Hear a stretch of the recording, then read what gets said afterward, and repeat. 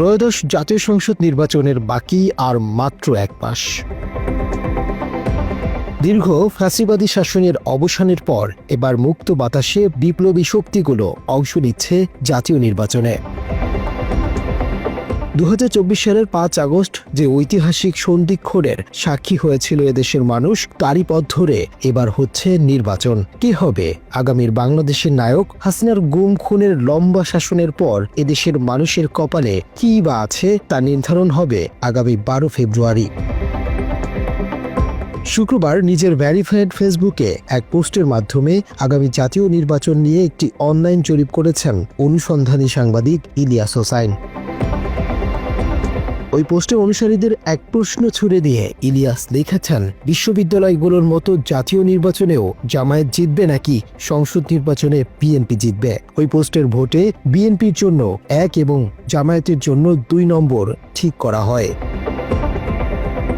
শনিবার প্রতিবেদন তৈরির সময় পর্যন্ত ওই পোস্টে 43,000 মানুষ মন্তব্যের ঘরে ভোট দিয়েছেন, যার প্রায় সবই ছিল বাংলাদেশ জামায়াতে ইসলামীর পক্ষে। পোস্টে রাকিবুল হাসান আকাশ নামের একজন ছন্দের ভাষায় লিখেছেন, জাহিলি আধার পেরিয়ে এসেছে দিন বদলের বাগ, পৃথিবী আবার গড়তেই হবে নয়া আজাদির ডাক। ডিএমএ আরিফ নামের একজন তার ভেরিফাইড পেজ থেকে লিখেছেন, শকুনের হাত থেকে বাংলাদেশকে বাঁচাতে হলে 2 অর্থাৎ জামায়াতে ইসলামীর কোনো বিকল্প নেই।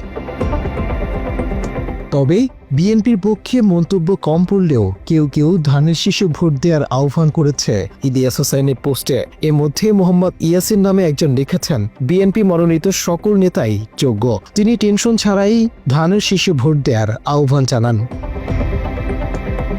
মাহবুবুর রহমান নামের আরেকজন লিখেছেন, জামায়াত বিএনপি বুঝি না, যে ন্যায়ের পক্ষে এবং অন্যায়ের বিরুদ্ধে অবস্থান নিবে জনগণ তাকেই ভোট দিবে।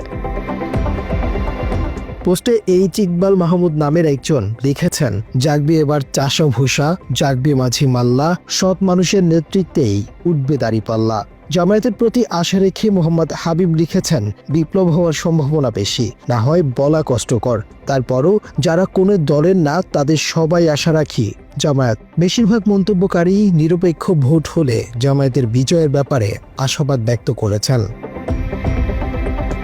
এরকম হাজারো মানুষ জামায়াতের পক্ষে নিজেদের মতামত জানিয়েছেন ইলিয়াস হোসাইনের জরিপে। 5 আগস্ট পরবর্তী বিতর্ক এড়িয়ে ব্যতিক্রমধর্মী রাজনৈতিক কলাকৌশলের কারণে শুরু থেকেই সোশ্যাল অ্যাক্টিভিস্টরা জামায়াতের প্রশংসা করে আসছিলেন। বিশেষ করে ঢাকা বিশ্ববিদ্যালয় কেন্দ্রীয় ছাত্র সংসদ ও হল সংসদ নির্বাচনে সে সময়ের ইসলামী ছাত্র শিবির সমর্থিত প্যানেলের মনোনীত প্রার্থী সাদিক কায়েমের জন্য ভোট চেয়েছিলেন সাংবাদিক ইলিয়াস। ওই নির্বাচনে নিরঙ্কুশ বিজয় লাভ করে শিবির।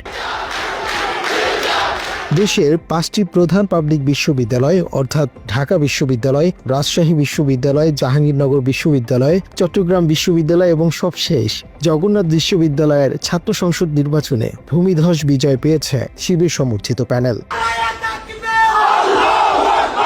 মাত্র 30% টাকায় জমির মালিক হয়ে নতুন বাংলাদেশের গড়ে তোলার স্বপ্ন দেখা বাংলা বসতি।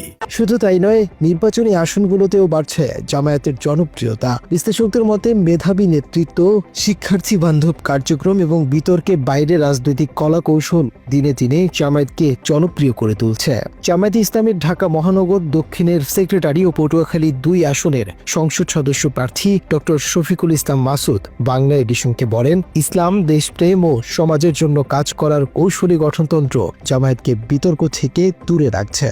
ইসলামের পূর্ণাঙ্গ অনুসরণ, 2 হচ্ছে দেশপ্রেম, 3 হচ্ছে সমাজের কল্যাণে নিজেকে নিবেদিত করা, অর্থাৎ ডেডিকেটেড করা। আমরা আমাদের যে আন্দোলনে আমরা কাজ করি, এই আন্দোলনে আমাদের এখানে পাওয়ার কিছু থাকে না দুনিয়ার দৃষ্টিতে, আমাদের শুধু দিতে হয়।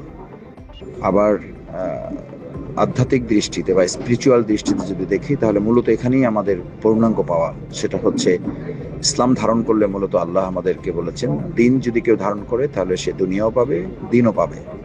আমরা সেই হিসাবে আশা করি যে আল্লাহ তাআলা আমাদেরকে দুনিয়াতেও সম্মানিত করছেন। হয়তো মাঝে মধ্যে আমাদের কষ্ট হচ্ছে, কিন্তু আমরা আমাদের কোনো জনশক্তি হারাম পথে তাদের কোনো উপার্জনের সুযোগ নেই। সকল জল্পনা কল্পনা কাটিয়ে অনুষ্ঠিত হতে যাচ্ছে জাতীয় নির্বাচন, আর এই নির্বাচনকে ঘিরে সারা দেশে চলছে উৎসবের আমেজ। একটি সুষ্ঠু, সুন্দর এবং নিরপেক্ষ ভোট আয়োজনের দাবি সাধারণ জনতার। মুনতাসির তাসলিম, বাংলা এডিশন।